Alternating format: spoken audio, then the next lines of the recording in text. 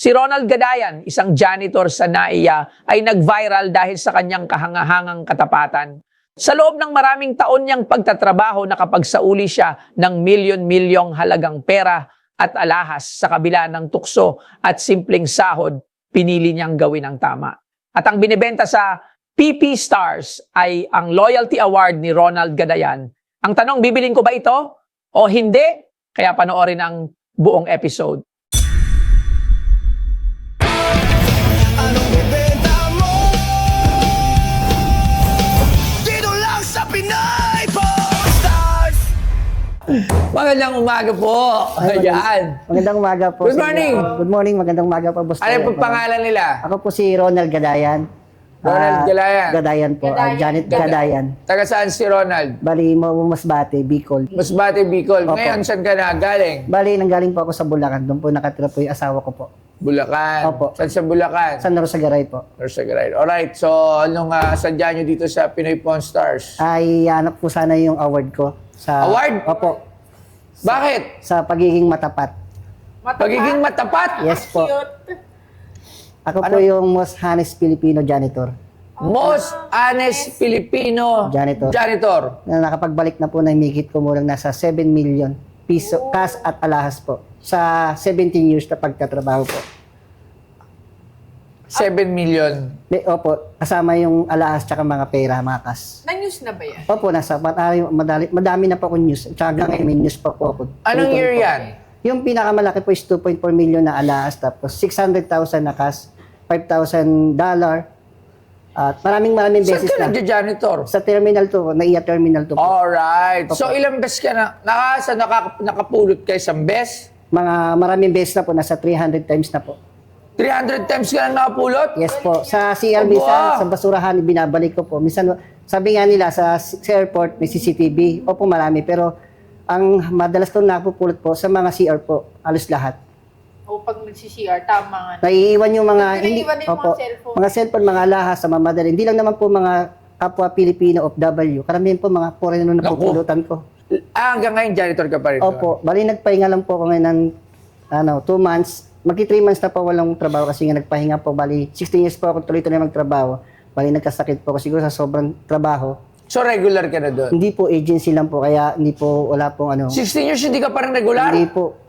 Wala po, agency lang po kasi. Kasi Malaki ang ba inaano sahod lang po doon? talaga nila, Malaki ba sahod? minimum lang po kasi siyempre sabi nga talaga nila kahit na sobrang tagal sa airport, kung wala ka naman pinag-aralan, kasi wala naman talaga pinag-aralan, kasi ang hinahanap po talaga sa, bago ka maging regular, is maging silver service ka, makapagtapos ka ng pag-aaral. Kaso wala naman po akong kakayahan. Hindi kahit janitorial, hindi ka na Wala po. regular? Sa janitorial po, may tinatawag na regular, pero yung sa agency. Pero yung sa airport, wala po. Alright. Okay Alam po mo na sana. ibibenta mo? Yung mga napulot niya doon sa Oh, airport. bili na natin. Sige, ano ba yung yan? mga award ko po na... Award? Award. Nga pala, award. Sige, tingnan ko nga. Napakarami pong award. Ayun na. Hindi ka mag-teacher. Marami po, pero ito lang yung mga talagang karapat dapat na ipakita.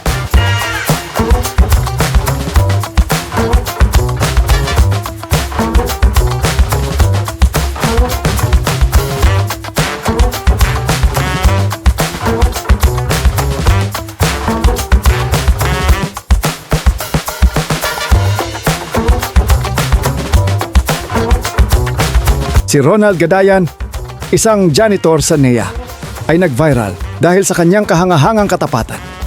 Sa loob ng maraming taon niyang pagtatrabaho, nakapagsauli siya ng higit kumulang 6 na milyong piso na halaga ng cash, alahas, gadgets, bag, at iba pang mahahalagang gamit na naiwan ng mga pasahero. Isa sa mga pinakamalaking naibalik niya ay bag na may 2.4 na milyong piso na cash at alahas. Sa kabila ng tukso at simpleng sahod, pinili niyang gawin ang tama. Para sa kanya, mas mahalaga ang malinis na konsensya kaysa pera. Dahil dito, hinangaan siya ng maraming Pilipino at tinawag na huwaran ng katapatan. Kahit walang nakakakita, piliin pa rin ang tama. Ang katapatan, kahit simpleng gawa, pwedeng maging malaking inspirasyon sa marami. At ang binibenta sa PP Stars ay ang Loyalty Award ni Ronald Gadayan.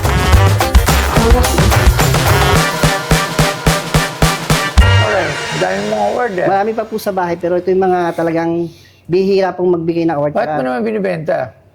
Hindi, kung tutusin naman po, hindi talaga dapat yan. Gusto ko lang ma-display o maibahagi. O, gaya po nung sila, Juris Manyo, yung mga aktor, gusto kong makita rin ang kabataan dito na makita nila na may mga award na pwedeng, may mapupulot na aral po. Alright. So, magkano mo naman ito binibenta? Tutusin, Boss Toyo, wala naman po talagang ang sa akin lang. Kung wala siyang meron goals. akong gusto ma-display dito. Ito Ito. or ito. Ito. Ay, ito, Marzaga. Kasi ito, ombudsman. Ito kasi sa... Buong, ano ba? Sa EDSA Revolution po, EDSA Shine. Ito ang ganda. In recognition. Ito po yung una kong award. Tapos yung mga, ito mga sumunod. Commitment of standing and remarkable honesty by returning 634,896 pesos he had found together with assorted jewelry, branded wristwatches, and expensive sunglass valued a total of 1.8 million pesos in bag at the Ninoy Aquino International Airport. Therefore, Ronald Gadayan sells the item to the... Uy, wala naman Wala ba? Akala ko binenta niya. Alright, so, paano? Magkano? Itanong na natin kung magkano lahat. Ito po yung kay Cardinal Tagle po. Hindi pa siya cardinal. Bihira po mag-award yung simbahan. Bali, nakaka-touch naman po na mabigyan ako ng karangalan na mapili po. Sa akin po, kung gusto ko, kung sa akin lang, para maano ko yung pamilya ko kasi nag-aaral yung bunso ko. Dalawa kong anak na nag-aaral. Kung 3 million po. Ha? 3 million po. 3 million. Hintay lang. Alright. So ito, bigyan kita, kailan lang nakabili tayo ng isang item mula sa parangal ng national artist. So, pakita nyo kung yun si Abueva. So, titignan lang. Bibigyan lang kita ng idea. Gulat ako. Alright, pero syempre nga, sabi nga, dito kasi wala naman eksaktong presyo. Walang batayan. Lalo na yung mga ganitong award kasi. Opo. Yung Abueva lang, yan lang. Yan, yung hawak mo na yan. Yung medal. Alright, so, nabili kasi talaga ako ng mga trophy award dito. Lalo na dati, nung hindi pa crisis.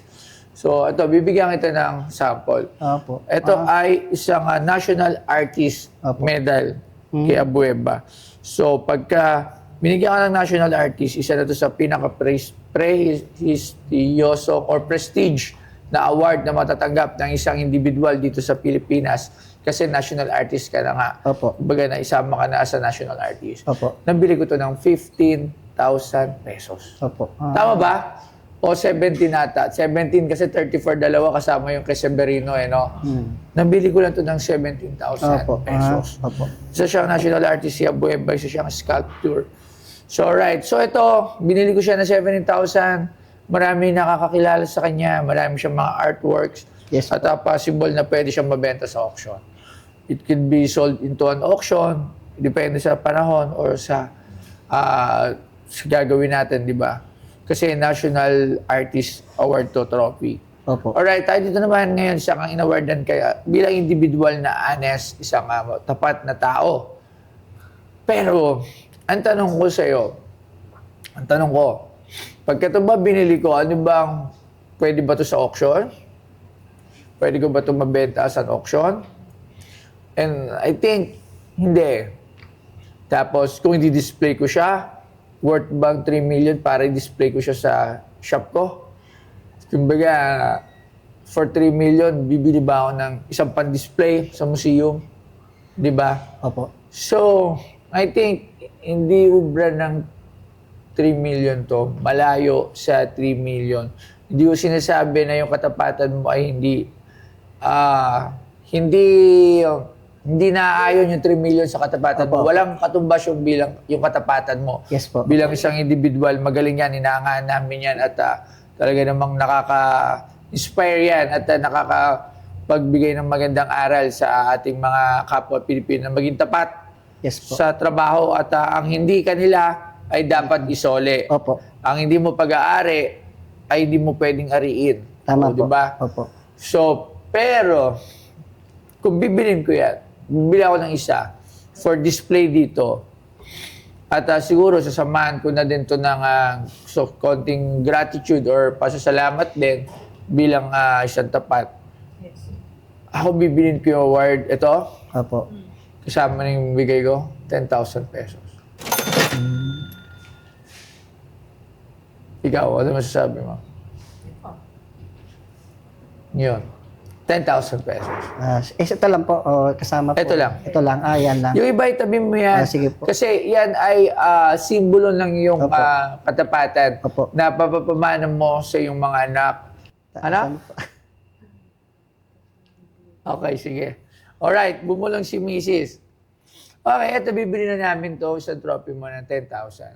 Then, bibigyan ka daw namin from the Pinoy Pawn Stars ng another 5,000 Ay, pesos. salamat po. If okay Opo. sa'yo. Kung parang token for Opo. appreciation. Opo. Pinakatapat.